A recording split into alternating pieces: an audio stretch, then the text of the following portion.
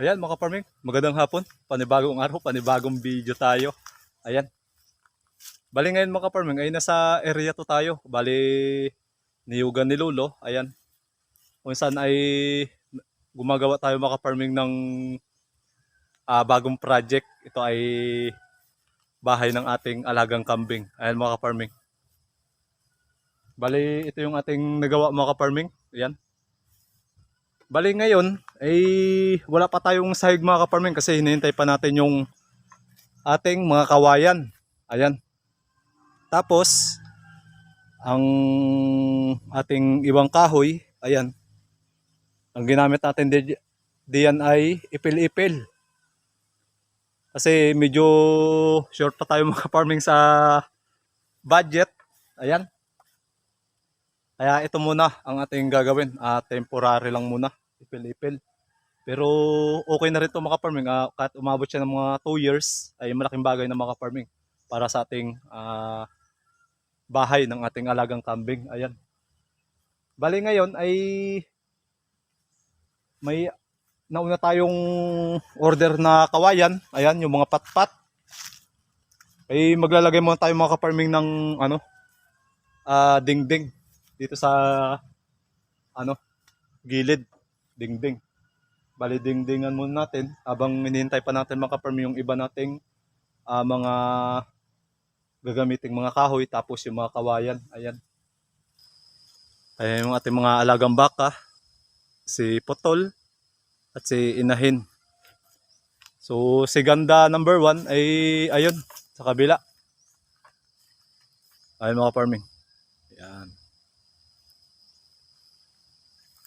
Tamang-tama habang nandito tayo, binibitawan natin mga ka-farming ating alagang baka. Ayan.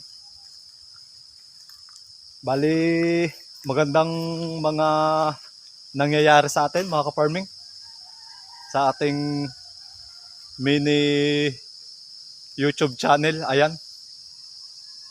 Sana ay medyo umangat pa. Yan, thank you. At sa inyo mga ka-farming, walang sawang pagsubaybay. Thank you din sa inyo. Ayan. Bali ngayon ay mag-start na tayo mga ka-farming ng paglagay ng dingding. Bali tara, tayo ay mag-uumpisa ng mga ka-farming. Ayan. Thank you sa magandang panahon. At tayo ay walang ngayon. Walang bagyo, walang LPA. Thank you. At ating mga alagang kambing ay safe. Ayan mga ka-farming. Bali ang ating alagang kambing ngayon ay nasa area 1 sa ating farm. Mga ka-farming. So tara mga ka-farming, umpisa na tayo sa paglalagay ng dingding. Andito na yung mga gamit natin na gagamitin. Ayan. Bali ngayon ay mag-start tayo dito. Ayan mga farming.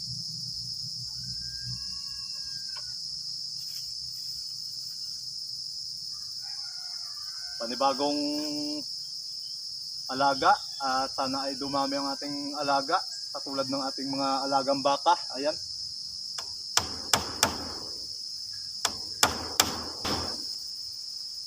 Ang ating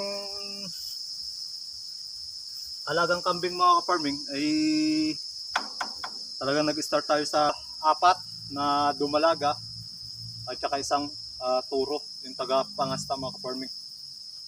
Ayan. Bali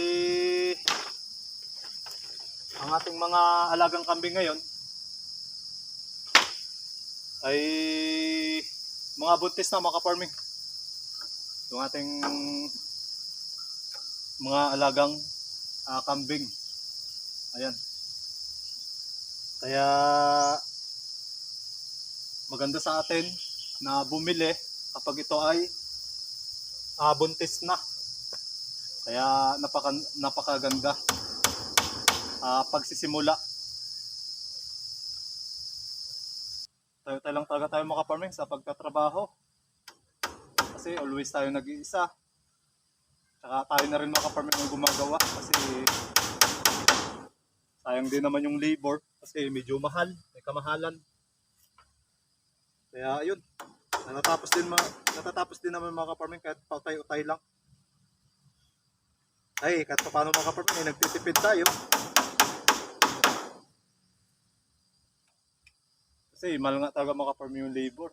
Talagang sa labor pa lang ay talagang magagastusan tayo.